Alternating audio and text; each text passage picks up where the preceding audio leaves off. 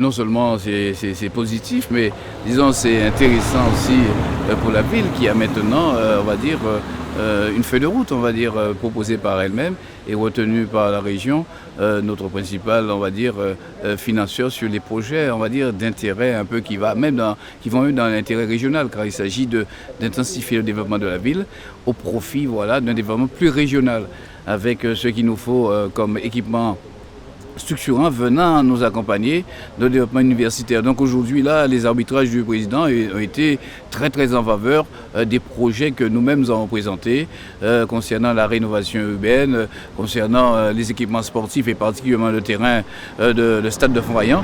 Je crois que sur 12 ou 14 projets, disons, il y a disons, un seul projet qui n'est pas retenu, avec la possibilité peut-être de le sortir du CDEDT et le faire passer sur d'autres engagements. Je crois que si un vrai travail d'approche opéré par les services communaux et les services de la région, ce travail nous permet aujourd'hui d'avoir des arbitrages tout à fait favorables à la ville de Saint-Claude. Et je crois que ce contrat-là libère la ville et nous permettra de passer à la troisième phase de développement de la ville de Saint-Claude. Après, bien sûr, les aides portées par la région durant les années 2004 à 2015. Donc, nous repartons encore pour un vrai contrat sur ces années futures. Et là, la ville a désormais, disons, les cartes en main, avec elle-même ses financements à mettre. Mais disons, avec 4,5 millions, c'est un gros effort que nous apprécions de l'institution régionale, bien arbitrée par le président du conseil régional. Disons, c'est un ouvrage de franchissement demandé de façon récurrente depuis des années par la population de Matouba et singulièrement celle de Papaye, mais aussi par l'ensemble de Saint-Claude et surtout des opérateurs économiques, car vous savez que l'usine de Matouba se trouve là-haut et il y avait une nécessité pour les camions de pouvoir passer. Projet retenu par le président de région qui a activé ses services afin que, disons, puisse y travailler. Et les travaux ont commencé pour un coût de près de 4 millions. Donc c'est hors PEDT, il faut le dire, mais c'est, disons, un investissement régional que nous saluons sur le territoire de la ville de Saint-Claude. Donc là, j'aime à dire aujourd'hui, là, en faisant cette visite-là, que depuis tantôt, nous sommes, disons, dans un bel accompagnement, un très bel accompagnement de la région qui nous aide à régler nos difficultés. Et je crois qu'il faut saluer cet engagement du président. Même quand il le prenait hors CDEDT, disons, il assurait. Je crois qu'avec la partie un peu, on va dire, réglementaire du CDEDT, nous n'avons que souci à pouvoir poursuivre le développement de la ville, le développement de Saint-Claude. Nous étions très attendus à Saint-Claude, j'allais presque dire comme d'habitude, puisque nous avons déjà 10 années de relations avec les communes, singulièrement ici à Saint-Claude, où nous avons engagé avec le maire Elie Califert un très gros travail de modernisation, de rénovation, pas simplement pour la ville de Saint-Claude, mais pour tout le sud Basse-Terre. On avait décidé de faire de Saint-Claude un foyer universitaire rayonnant sur l'ensemble de la petite région sud Basse-Terre.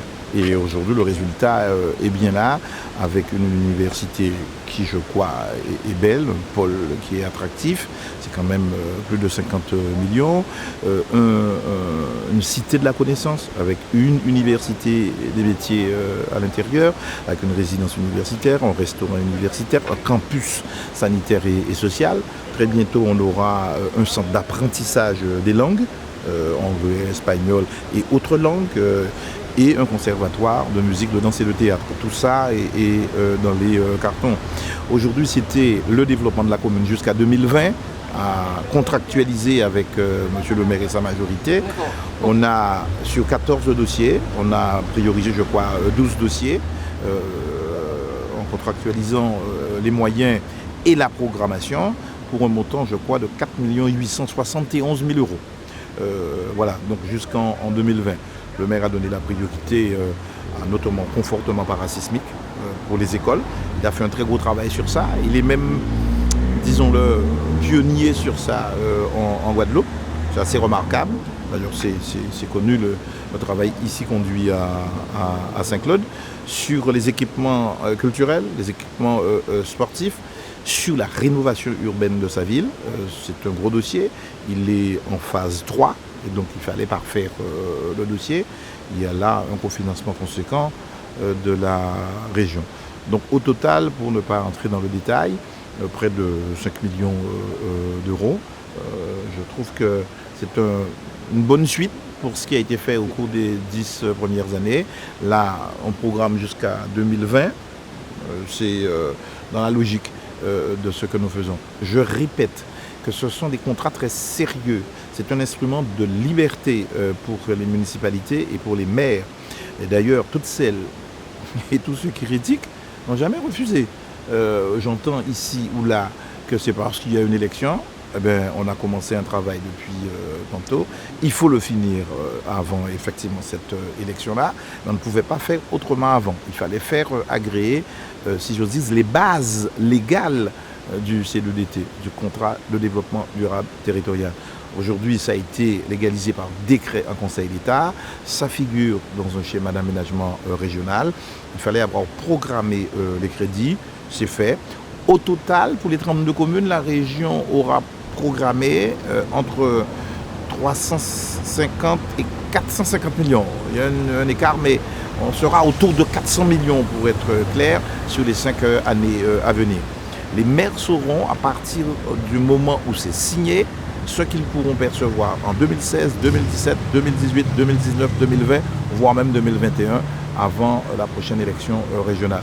Donc c'est remarquable parce que ça ne s'est fait dans aucune région de France. De donner une stabilité, une vision à moyen terme, avec des moyens contractualisés, des crédits inscrits, des crédits et des actes administratifs qui sont opposables à la région. Ça veut dire qu'on peut porter plainte, le préfet peut censurer, la Chambre régionale des comptes peut nous obliger à payer si tant est que nous ne voulions pas payer. Donc du bon travail avec un maire dynamique.